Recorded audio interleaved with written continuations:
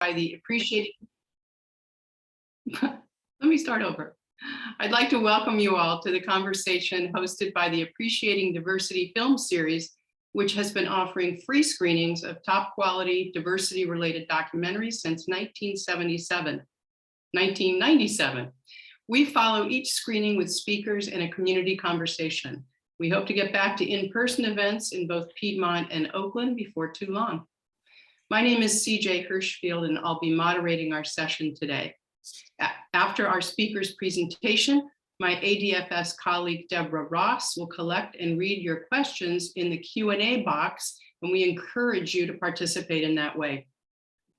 Our film this time is The Power to Heal, which covers a lot of important territory: the history of segregated hospitals and the combination of civil rights activism and politics at the federal government level that led to integrated hospitals and to African-American access to healthcare.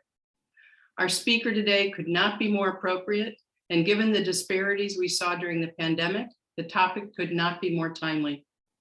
Dr. Neil Powe is Chief of Medicine at the Zuckerberg San Francisco General Hospital and Constance B. Wofsy Distinguished Professor of Medicine at the University of California, San Francisco. He's had a long commitment to addressing health disparities and racism in medical care. In his remarks upon receiving the Heroes and Hearts Award from the San Francisco General Hospital Foundation in February, he stated that his work is not done, that he is inspired to work even harder to achieve health equity for all. Dr. Powe, thank you so much for joining us today to discuss our ongoing Power to Heal. It's a pleasure to be with you, CJ. Thanks for inviting me. Thanks. Well, let me jump in and just touch on your kind of personal history. What in your personal experience led you to add public health to your education? Was it because of the intersection of public health and healthcare that the film discusses?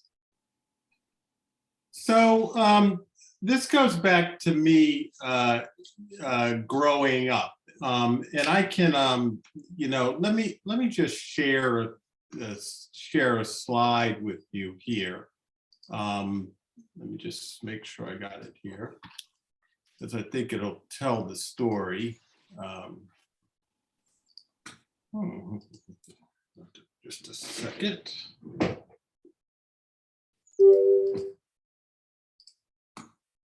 Okay, let's try this. Okay. Are you able to see my screen? Yes. Okay. So,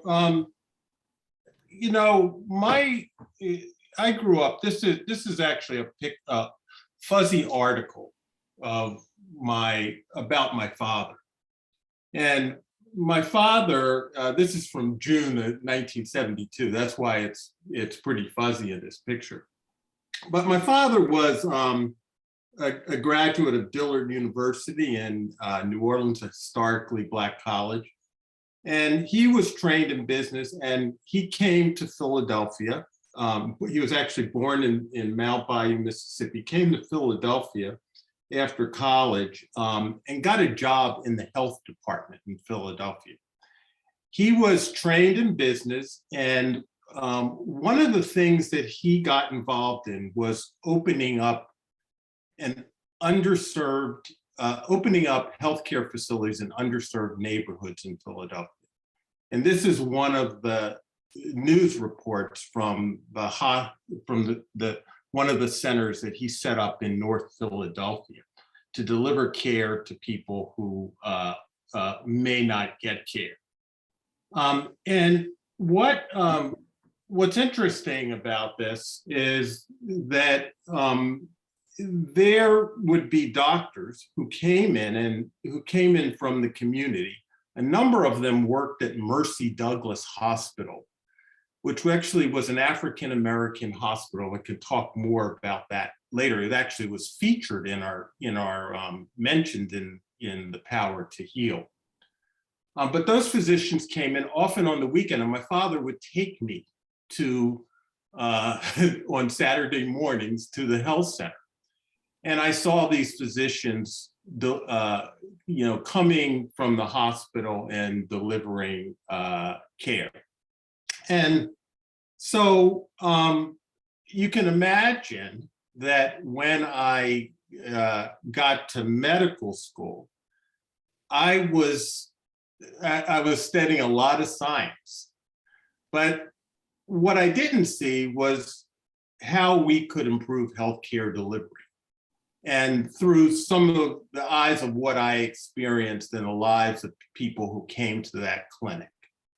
And that's what motivated me actually to add public health to my education, because I was interested in how we could organize health services and provide health services to underserved populations, which was much bigger than the science and the biology that I was learning in medicine.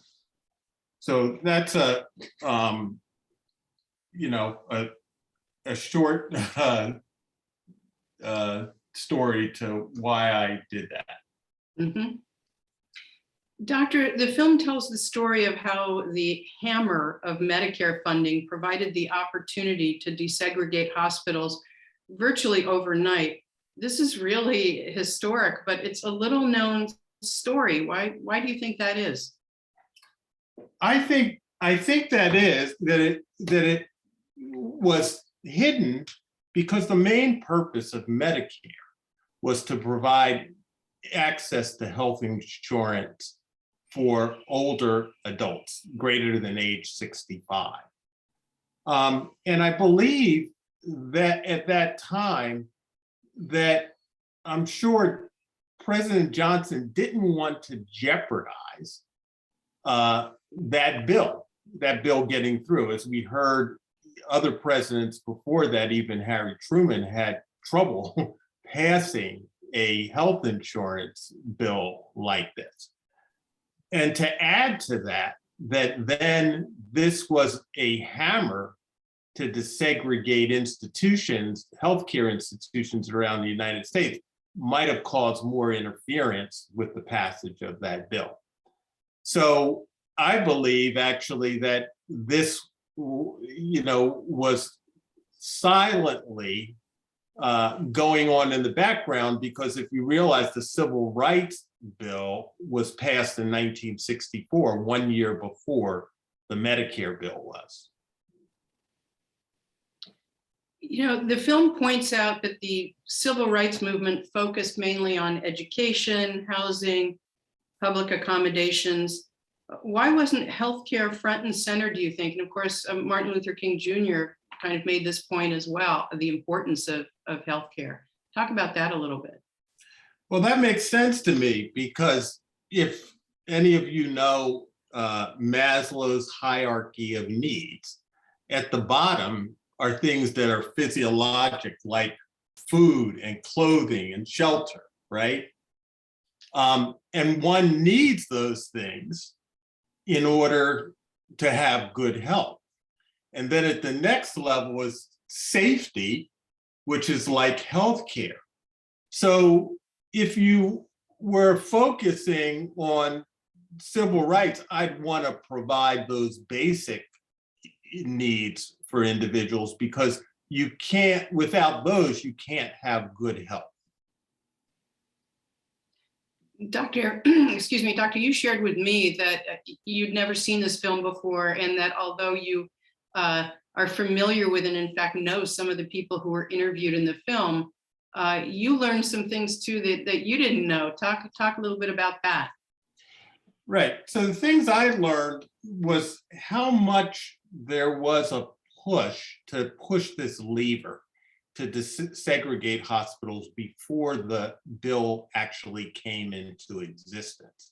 I actually had thought that happened afterwards, but in fact, it was instituted before. So that surprised me, and it surprised me of the work that was going on in the Department of what would now be Health and Human Services. Back then, it was the Department of Health, Education, and Welfare, and how there was actually a czar appointed to make sure that, in fact, hospitals cooperated with the rules that were going to be in the Medicare program. So that was new to me. I thought that a lot of that had happened after the Medicare bill went and was passed in 1965.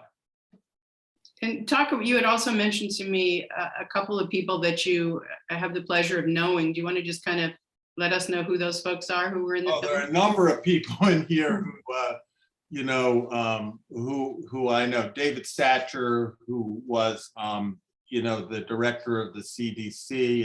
It's someone that I've known for several years, a family physician trained at UCLA. I've met him along the way in various committees. Alvin Poussaint, who is one of the two African-American professors of medicine at Harvard Medical School when I was a medical student, and very fond of Dr. Poussaint and the work that he even pioneered on race relations and racism. And he told his story that he had told us many times as medical students.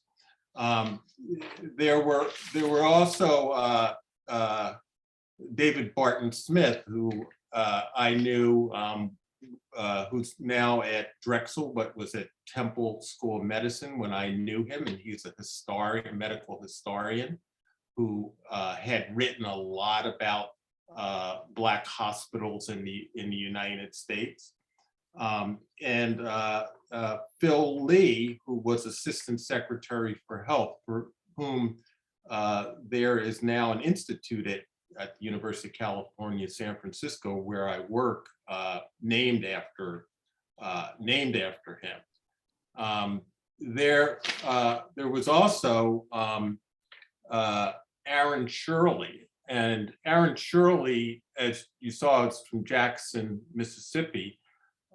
He was a MacArthur Genius, got a MacArthur Genius Award at one time. He grew up in the Mississippi Delta. I had the opportunity to visit University of Mississippi Medical Center. I learned sitting across from him that he was the first African-American to be professor at the University of Mississippi. And a lot of what Aaron did was to set up programs that brought healthcare to the communities in the Mississippi Delta region. So those are a number of the people that I knew here. Doctor, during one of your sermons at St. Augustine Episcopal Church in Oakland, folks inquired about the reservation, if not refusal, of Blacks to get vaccinated. And you responded that you and over 50 or so Black physicians wrote a piece in the New York Times about why vaccination was a must for the community. Could you tell us about that, how that came together? And Sure. I am a member of the National Academy of Medicine, and this is one of the most prestigious groups of medical people and scientists in the country. And we were very concerned when we heard reports that minority communities were not going to get the vaccine. Many people said they weren't. They didn't trust getting the vaccine. And we know there has been centuries of inappropriate experimentation on minorities. And what we wanted to emphasize is that as physicians and scientists, that we trusted the science, and that in fact we had reviewed the science. We wanted to let people know that African-American scientists helped develop the vaccine. And our whole goal was to improve vaccination rates. And so we wrote an op-ed for the New York Times. And we also created a video with all of us as the 60 members telling the public about why it was so important to get this vaccine. beautiful. Well, disparities during the pandemic have been highlighted for all to see. Oprah Winfrey has a new documentary and a new campaign, The Color of Care. And she says, what we're trying to do is have the campaign reach current and future medical professionals. Do you have thoughts on this campaign? Yeah, I think it is a good campaign. It's not the only one like this. I think Oprah Winfrey was concerned about the care that people of color get at healthcare institutions. And she wanted to launch a campaign to make people aware of this. I do think, though, that a lot of minorities who, individuals like me, see what happens every day. And so having someone like Oprah Winfrey behind us to help make people aware and I think most importantly, come up with solutions is important. So I think it's wonderful that she stepped forward and endorsing this campaign, which I understand it will go on for a year. Just as a nice segue to that, in addition to reaching medical professionals, which is what she wants to do, you talked about other things that are going on, other efforts. What legislation and or healthcare practices could at least reduce these disparities, do you think? Well, that's the billion-dollar question. And there is not a magic bullet for this. There are many things that need to be done. One of the things that we've recognized is that the social determinants of health are probably people have shown that up to 50 to 80% of health is due to the social determinants of health. And those are the things that I talked about: food, shelter, and even economic resources, right? So there are a lot of things that the government can do to provide services to people in underserved communities. We know that healthcare to some degree is still segregated because in communities where minorities live, the healthcare institutions are not resourced as well. And we know that actually from research that was done during COVID that showed that one of the primary reasons why minorities were more affected was the care, the type of institutions that they went to, that they had access to in their local communities, and that those institutions weren't resourced appropriately.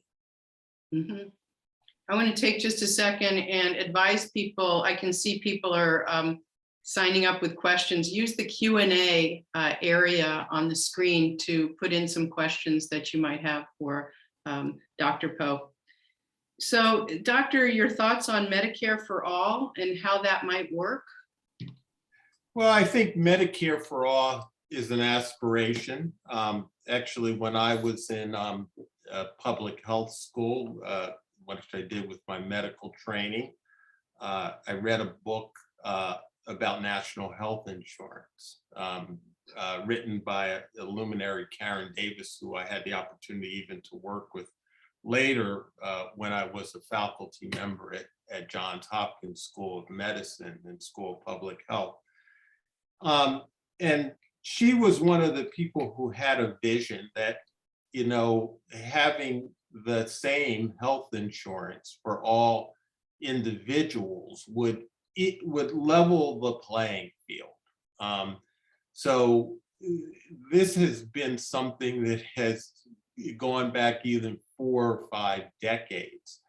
But it's complex. And one of the reasons that it's complex is that in America, we are reticent to have a one-size-fits-all. And to put all our ducks, in the same basket. And so achieving that is difficult because people like the variety of choices that they have of health insurance. Medicare for all would pull them under one umbrella. Now, you can actually implement that program in a way to not just be a government-run program, but a government oversight program to which then other insurance companies would have to adhere to regulations. But people get worried, they get worried that this is socialized medicine, that it would lead to the government, too much power by the government rather than the private sector, that might lead to long lines, wait times to get medical care, and decrease access to certain therapies. So that is the debate. And that's why I say it's aspirational. I do think it has some features in terms of leveling the playing field for everyone. Well, so the phrase socialized medicine has always been popular. Is that still used as a tool to prevent change to the current system? I think it is. It often invokes fear that socialized medicine is meant kind of a single payer, government run and delivered system. Okay. And so, as I said, the fear is that people might fear that having too much government intervention would not allow the flexibility and choices for Americans. But as I said, it really depends on how such a program like Medicare for All would be constructed. So I guess I was kind of personally shocked. The AMA is not presented favorably in this film. They seemingly were fighting desegregation every step of the way. What are your thoughts about the organization these days? Yeah, so that's one thing that I was not surprised at from the film, knowing what I have known for many years, that the AMA fought a lot of change in a number of ways. They actually fought the government intervention of having public insurance like Medicare and Medicaid. They actually for many decades really promoted private sector healthcare, or people paying really on their own or out of pocket.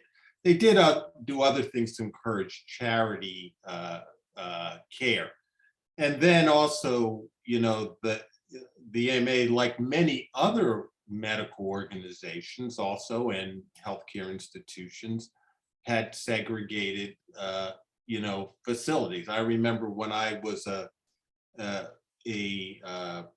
had just joined the faculty at Johns Hopkins in 1986, and my office was in one of the old hospital buildings. And as I walked out of my office, there was the stairway, but on each side of the stairway, there were two sets of bathrooms. And I questioned, why were there two sets of restrooms for men and women, four restrooms within 20 feet of each other? And then I learned, that the hospital was segregated, and the wards in the hospital were segregated, and the clinics were segregated. It actually wasn't until the early 60s that one of my mentors, Dr. Roland Smoot, was the first African-American to be allowed to practice at the hospital, and subsequently became the first African-American to be on the faculty at Johns Hopkins School of Medicine. So, there was a lot of this, I guess, in the medical profession. I know the AMA pretty well now. I actually was not a member of the AMA until about 5 years ago. But why 5 years ago? Because I've been a fan of their journal, the Journal of the American Medical Association, for many years. And it's one of the most prestigious journals in the world and a source of information. And I was asked to be on the oversight board of the journal. And the oversight board is a board that is a firewall between the editorial freedom of the editor and the policies and advocacy that might go on within a professional association like that. Many people know that last year there was a podcast that was done by JAMA, the journal, on structural racism that caused quite a stir. And I and my committee had to be there to look at why that happened, and to make sure that the AMA did not overreach into the journal's editorial freedom.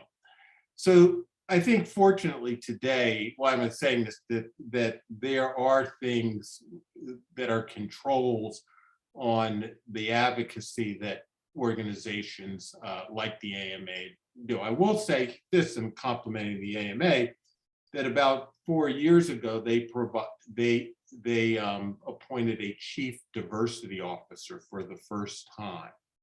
And 3 years ago, the president of the AMA was a female African American physician psychiatrist. So there has been great progress that has been made since the time described in the film. Interesting. I'm glad. So although increased access to healthcare and the desegregation of hospitals was a huge step in social justice, equity, and equality, talk about, is there more that could have been done, and what about now? Sure, it was monumental to get health care for everyone, regardless of their race, religion, creed, or background. For every US citizen that was over 65 years of age was monumental, as well as creating the program Medicaid, known here as Medi-Cal in California, that is for the underserved and low-income individuals. Those were really monumental things that have happened. The Affordable Care Act, Obamacare, has been a big boost for those who are less than 65 years old of getting access to care. So that also was a really big event. And it's been shown that, in fact, having the Affordable Care Act has provided access to and improved the health of minority communities. There is still much more to be done. In some locales, for example, undocumented immigrants do not have access to care. And we all pay for that when they go delay care and go to the emergency room and have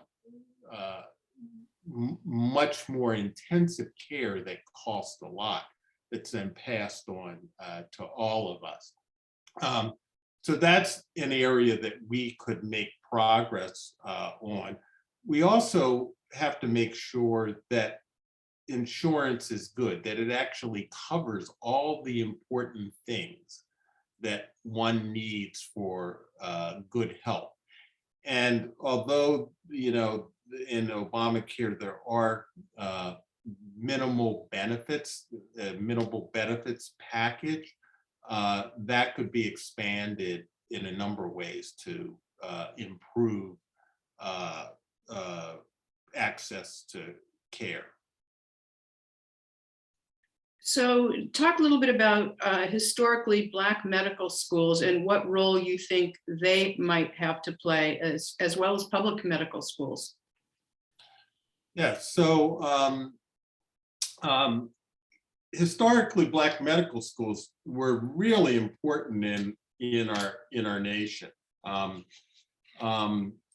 for example, uh, and I would say not only those institutions, but in the past, actually,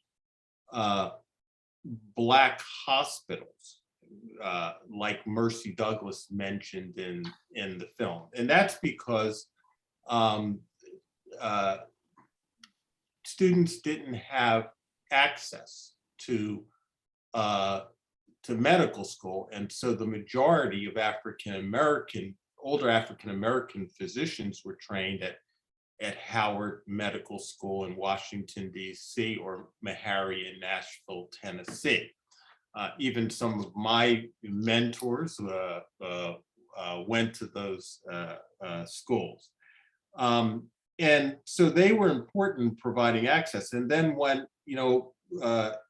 with the civil rights movement, schools opened up, and medical schools as well, to minority applicants.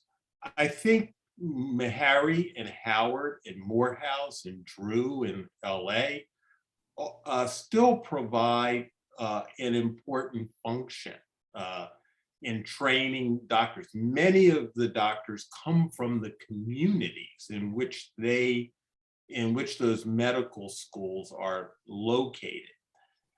In fact, U.S. News and World Report this year rated the diversity of medical schools. That they, for the first time, had a measure of diversity. Howard University was number one, and the number one school for diversity in the country, in the U.S. News and World Report. Oh, so you're a professor. Talk a little bit about given what we've learned from this film and given your history with trying to bring more equity, how is that teaching medical students? How does that work? How do you approach that? And what has the response been? Right. I think actually many medical students are hungry and appalled by some of the disparities in care that we see. I chose this path because I thought it was important for particularly minority medical students to have role models. There were very few role models when I came up who were at medical schools. I mentioned one, Alvin Poussaint, and another person, Harold Amos. In fact, Harold Amos started a program funded by the Robert Wood Johnson Foundation, which has now been in existence for 50 years. I'm actually on the National Advisory Committee for that.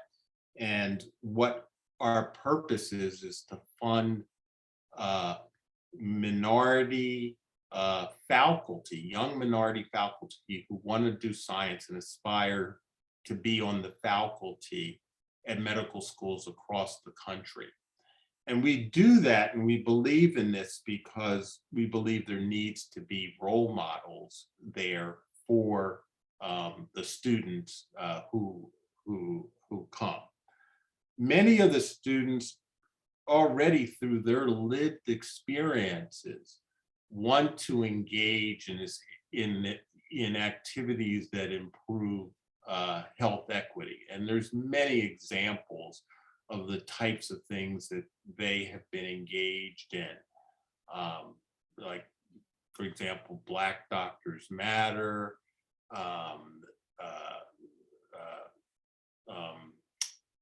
There are free clinics that they have started in many schools across the country, including at UCSF. So they recognize the problems here, and some even go on to devote their careers sometimes to influence health policy. You know, I just have to ask, Doctor, you teach in San Francisco. Is this also going on, this kind of movement and awareness going on in like the Deep South these days, or? Of course, there are medical schools across the country, in all kinds of places, like mentioned University of Mississippi Medical Center, Tulane in New Orleans, University of Alabama in Birmingham. Yes, these activities are going on in the deep South, and there are even, I'm proud to say, there are even faculty, some of whom I have mentored, who are on the faculty of medical schools in those areas. So apparently, and this is, I didn't know this, but there's a federal Office of Minority Health. What, talk about that? What are they responsible for? Yeah, so the Office of Minority Health, it's interesting, they were set up in the mid 80s after there was a monumental report done in the Department of Health and Human Service, Health and Human Services. And that report was a report actually on Black health. And it was one of the first reports that documented the profound disparities in African Americans compared to Caucasian or white Americans. And one of the solutions they thought was that there needed to be some entity in the government which would coordinate across different parts and different agencies of the federal government to create programs to improve health. There are many areas, not just in health and human services, but in many federal agencies where health is important. And so what they have done is actually a coordinating function to establish programs in other areas that intersect with the Department of Health and Human Services. I personally knew the first director of that office. It was the late Herb Nickens, who really got that office off to a great start. So, Doctor, I see we've got a lot of questions. So I think, Deborah, if we could think about moving over there in a second, a little earlier than we thought. Doctor, just anything else you wanted to, just observations on this film or thoughts you want to add about the film? I think it was a terrific film. I think everyone should watch this. To know this history is profoundly moving, and it's a history that needs to be told. And I was delighted to see all the voices that came through, with Danny Glover's excellent, outstanding moderation of this. Thank you. Deborah, do you want to Yes. some of the questions that our folks have? Hello, everyone. I'm Deborah Ross, and I'm on the committee, and I'm going to be reading the questions that you've put in the Q&A. So I will start with the first one. Can you tell us about how the AMA stance on Medicare and subsequently the ACA has or hasn't evolved? Right. So I think that the AMA has come around, that in fact they supported the Affordable Care Act. They did, if you go back some 50 years, they did 180-degree turn on that. Mm-hmm. And they have supported this as well as other initiatives on access to care and health insurance. So hats off. Thank you. Medicare is but a start on addressing systematic racism and health outcomes in the United States? Do countries like the United Kingdom or Canada that have more fully fleshed out government healthcare systems have noticeably better outcomes for diverse communities, possibly even ahead of the US in this particular area on systemic racism? Right. So I think what is interesting in our country, we invest a lot of resources into healthcare, but when you look at the outcomes as people measured by infant mortality or morbidity or even quality of life, though we don't realize the investment in those resources, and we're not the first, in terms of better outcomes on those measures. Other countries are. A number do tend to have national insurance programs. It's very hard, though, when you look across different countries to look at what actually care is actually being given. And as Americans, we have come to expect a lot. We expect a lot of intense care at the end of life, much more than in other countries. And so that's a cultural issue that, as we get older, we throw a lot of resources. Many other countries do not do that, okay? But there are things that I think that are, some of it has to do with healthy lifestyles in other countries. It's not necessarily the medical care or the insurance system that is the driver of health. As I said, the social determinants of health are a profound factor in health outcomes. So that is something that's been debated for years, and I think will be continued to be debated.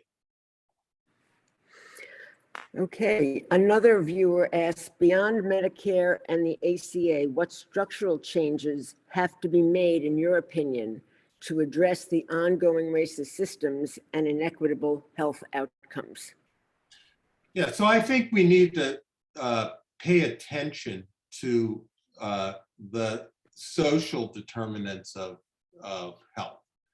And as I said, they are profound, and those are the things that it's not just the healthcare system that produces good health, it's preventing disease, right? And so preventing disease requires an investment into healthy communities, in housing, in safe neighborhoods, in the availability of food such as fruits and vegetables in communities, as well as where healthcare organizations place their facilities. So those are I think the changes would be infusion of resources into programs that help promote and address the social determinants of health. Someone else asked that they've read some articles about how patients can be racist and refuse care from doctors and nurses that are people of color. How do healthcare facilities deal with this? Right. So I actually have a few faculty members have actually written about this topic because it even has occurred in my facility and other facilities at our university. It's a tough issue, and what we have decided is that if we have very well trained individuals, then we're not going to substitute another provider for that. That just can't happen. So one way of dealing with that is to say,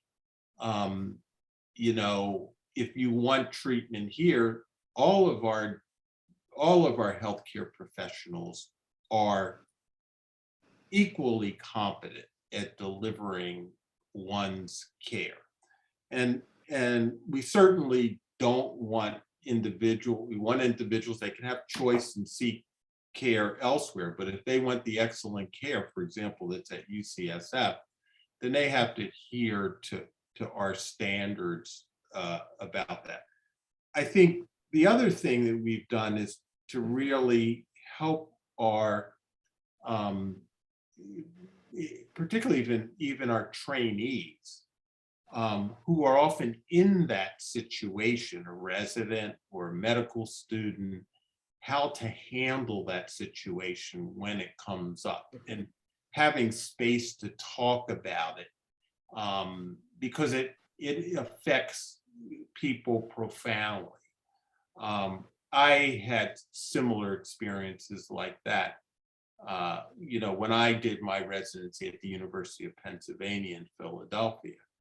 And I think having someone to talk to about that when it happens, or even before it happens, and how to deal with it and approach the patient is important. Yes, I just want to mention, I see several people are putting comments or questions in the chat. Right now, I'm reading from the Q&A section, and we'll get to the chat afterwards, but everybody else, it'll be easier for us if you put your comments and questions in the Q&A, please. Okay, the next viewer says, given all the publicity this week about women's health and the impending Supreme Court decision, how do you think this decision will particularly affect African-American communities around the country? I think it will. And why will? Because it's going to affect people with lower incomes and with limited access to care. Those are the groups, the ones that can't travel to other places to get care. And because we know that there's disproportionate poverty and low socioeconomic status among all minorities in the country who will be affected. Those are the groups that are going to be affected the most. Yes. Okay, the next one is open Medicare as it exists provides a wide choice in doctors and hospitals with prices capped by government regulation.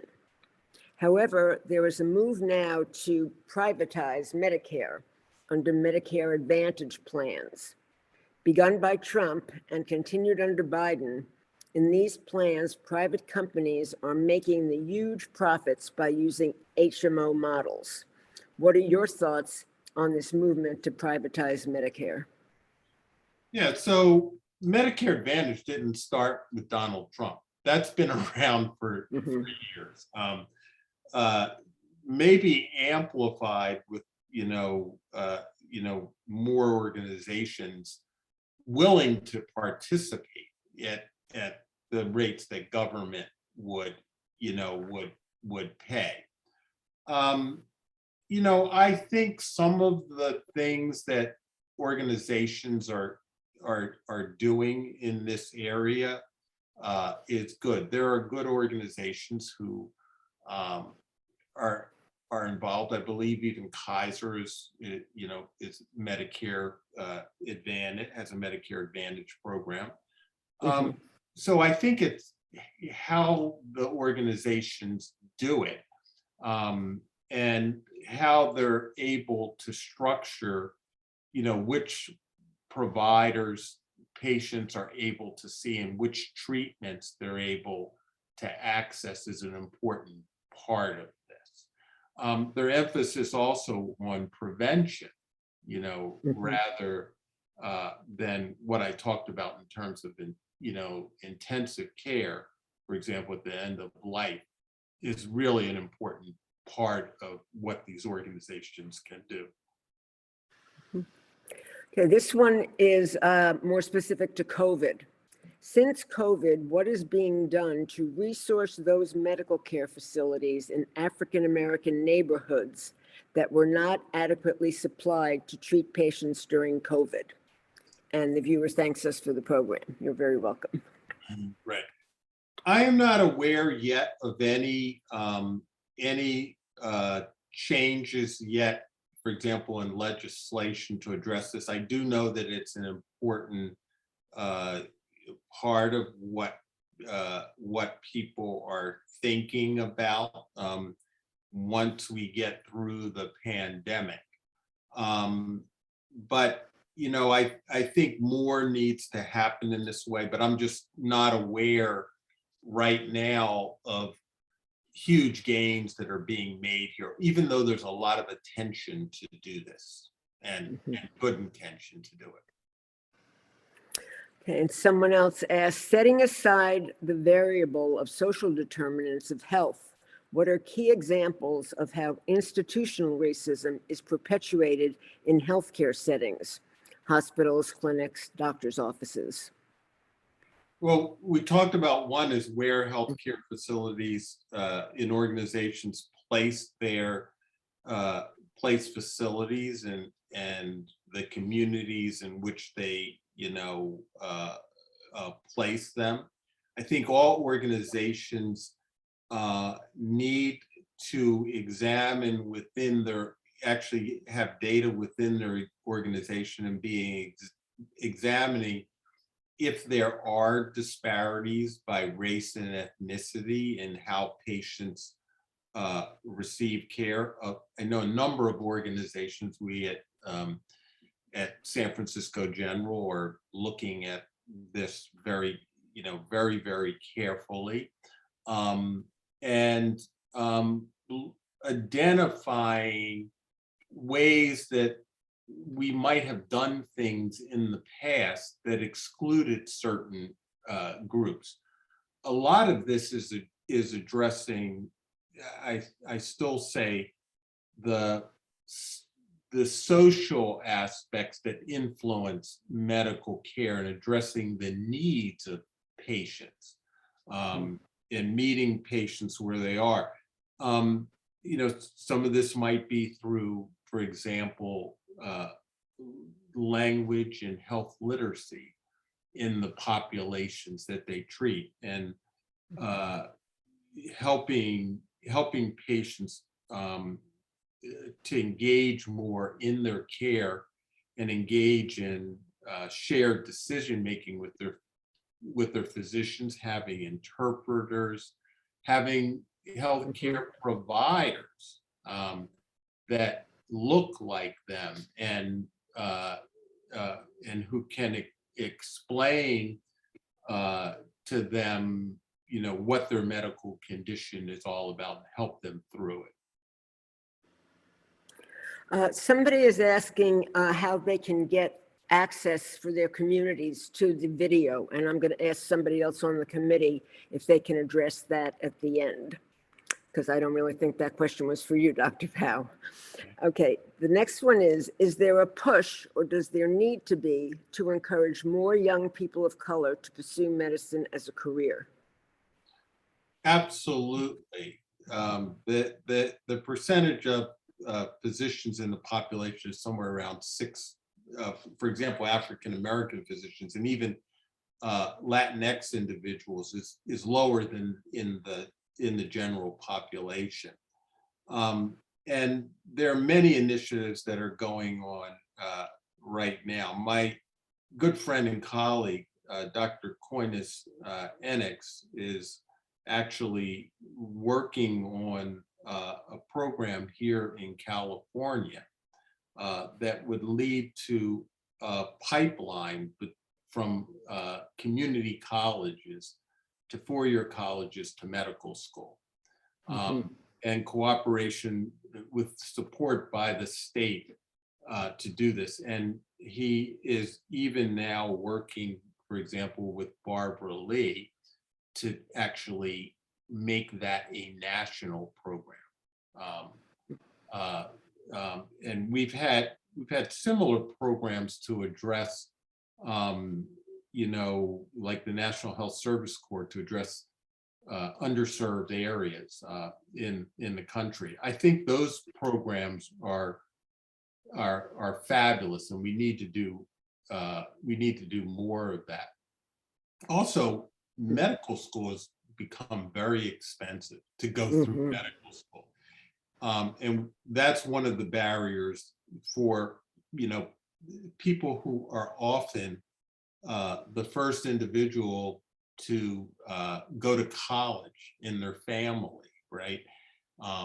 And to have the burden of even caring for others in their family, brothers or sisters or older parents. And that can sometimes interfere with